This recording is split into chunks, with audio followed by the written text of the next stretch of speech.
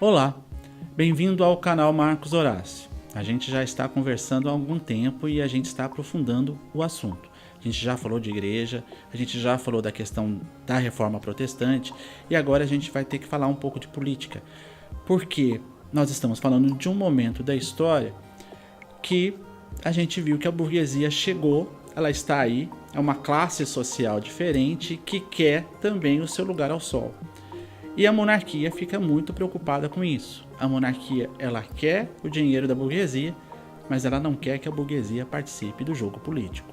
Ela vai ter que arranjar um jeito para que as coisas fiquem no seu determinado lugar. Exatamente porque as coisas não estão no seu lugar. E qual é o jeito que a monarquia vai arranjar para fazer isso? Vai ser exatamente a etiqueta. Vai ser controlar o comportamento social. É claro que ela vai usar da arte barroca nessa sistematização e nesse exagero. E o que é a gente falar de etiqueta ou de comportamento? É exatamente como a gente se comporta à mesa mesmo, ou como a gente conversa com alguém, né? Ou como a gente se dirige às pessoas. O que o barroco vai ter como uma questão fundamental? As coisas têm que estar no seu devido lugar, né? A gente já falou que o catolicismo vai deixar muito claro o que ele pensa sobre o protestantismo e vai usar a arte para isso. E a nobreza vai fazer a mesma coisa com a burguesia. E o que ela vai dificultar? É o acesso ao salão, né? O salão da corte, né? A nobreza ela tem uma característica, né? É a vida do salão. É no salão que a gente encontra as pessoas, é que a gente faz contato, que a gente conversa. Então é muito importante estar próximo dessas figuras, do rei, dos duques, dos marqueses, porque são eles que mandam nos negócios do Estado. E exatamente no Estado onde as leis são feitas ou são retiradas. Então é muito importante poder gozar do privilégio de estar ao lado dessas pessoas, ou cair nas graças dessas pessoas. A monarquia nesse momento está contando com o dinheiro das descobertas, né, da chegada nas Américas, das colônias e tudo mais. Né? Só que ela só pode fazer isso contando com a ajuda da burguesia que tem o dinheiro. Só que ela não pode se confundir com a burguesia. O sonho da nobreza é justamente deixar claro qual é o papel da burguesia e qual é o lugar que ela ocupa. Porque o burguês, por ter dinheiro, vai comprar tudo aquilo que a nobreza tem. Então, como que nós vamos deixar as coisas no seu devido lugar? Primeiro, vão ser as leis suntuárias. Então, o que cada pessoa ou classe social vai poder usar. Então, não é porque você tem dinheiro que você pode usar todos os tecidos e todas as roupas que você quer. Segundo, vai ser exatamente na questão da cerimônia, do como se comportar, não é isso? O burguês é aquele que trabalha, é aquele que cuida dos negócios, ele precisa ficar todo o tempo em função disso.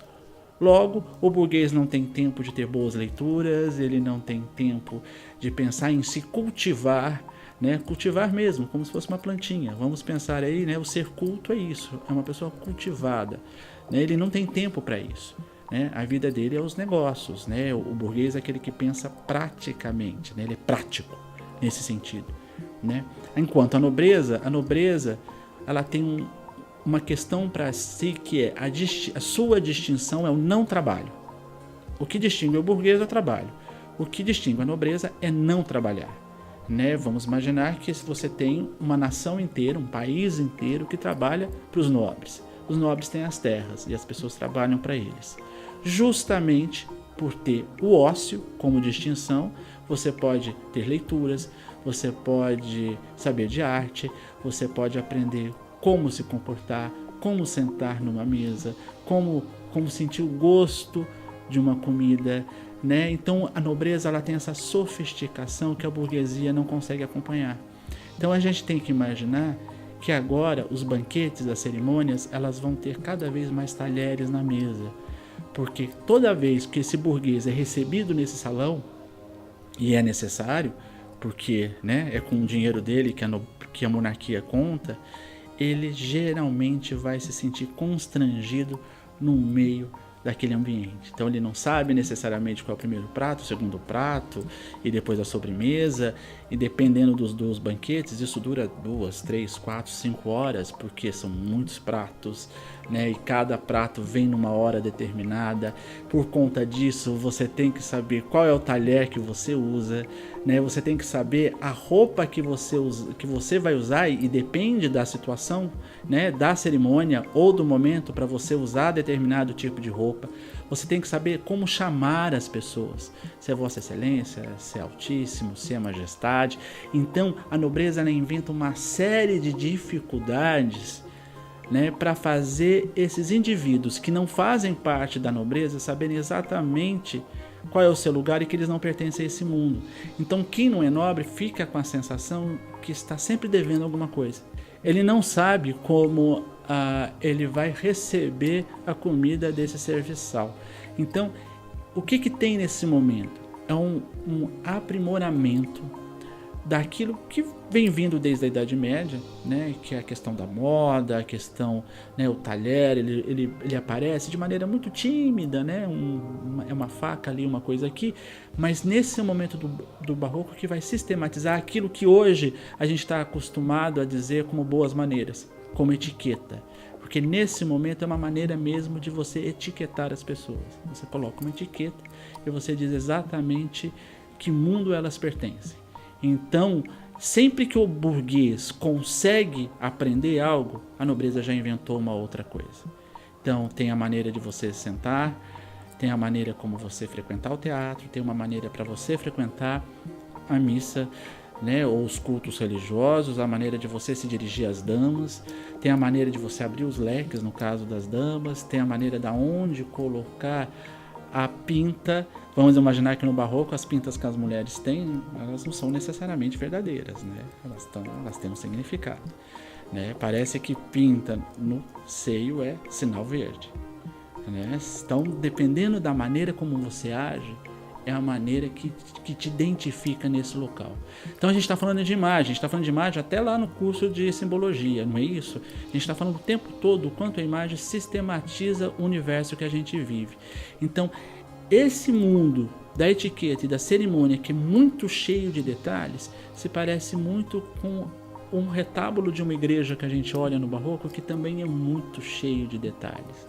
Que nem uma pintura barroca que é muito cheia de detalhes. Agora, o que o barroco ele faz o tempo todo? É o exagero. Então, para alguns estudiosos, o barroco não seria apenas um estilo de arte. Ele não seria apenas uma forma de pintura, ou uma escultura, ou uma maneira de se fazer arquitetura. Ele é uma maneira de viver. Ele é uma maneira de se pensar. É uma maneira de como se agir no mundo, né? Parece que é uma maneira específica até para a gente pegar o lenço. Então, é isso. Pense que a gente está aprofundando isso. Pense que quando então um artista, um pintor ou escultor, um arquiteto vai fazer a sua arte, ele também tem a medida certa, as coisas certas para se fazer ali. Então essas artes também têm a sua própria etiqueta. Então aquilo que a gente pensa que o barroco é extremamente exagerado, e parece que é uma coisa irracional, a gente começa a ver quanto o barroco ele é pensado nos mínimos detalhes. Então a igreja pensa em como rebater o protestantismo, né? Usando os santos, usando as imagens, usando a arte, usando a música. Então é pensado, e a gente está vendo agora o quanto a etiqueta também é pensada. Esse exagero é pensado e tem uma função social, mas, ou melhor dizendo, tem uma função política, é uma questão de poder. Então nós estamos falando então que o barroco ele serve tanto para o mundo religioso, para mostrar o seu poder, e como também serve para o mundo político, para a monarquia mostrar o seu poder. Então, se você está gostando, assine o canal, dê o seu like, porque é muito importante para a gente saber que esse é o caminho certo e que é isso que vocês estão gostando de assistir. Faça o seu comentário, deixe as suas questões que a gente vai responder. Até o próximo episódio.